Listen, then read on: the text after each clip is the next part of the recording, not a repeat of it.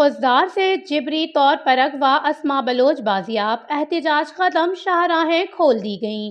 Deputy commissioner Khuzdar Yasir Iqbal دشتی نے اس کی تصدیق کرتے ہوئے کہا کہ صوبائی حکومت اور خصوصاً وزیر اعلیٰ بلوچستان میر سرفراز بگٹی کی ذاتی کوششوں سے انتظامیہ نے سخت جتن کے بعد ملزمان تک رسائی حاصل کی ہے۔ ڈپٹی کمشنر خضدار کا کہنا ہے کہ خضدار تحصیل زہری سے مغویہ کو بازیاب کرایا گیا۔ مختلف دشوار گزار علاقوں میں متعدد چھاپے مارے گئے، جس میں 14 افراد کو گرفتار کیا گیا۔ مقدمے میں ملوث 2 افراد بھی گرفتار کیے گئے ہیں۔ ایف آئی آر میں نامزد دیگر ملزمان کی گرفتاری کے لیے بھی چھاپے مارے جا رہے ہیں۔ یاد رہے 3 دن قبل مسلح افراد نے جتک قبیلے سے تعلق رکھنے والی اسما بلوچ کو اغوا کیا، جس کے خلاف بلوچستان بھر میں شدید احتجاج کیا گیا۔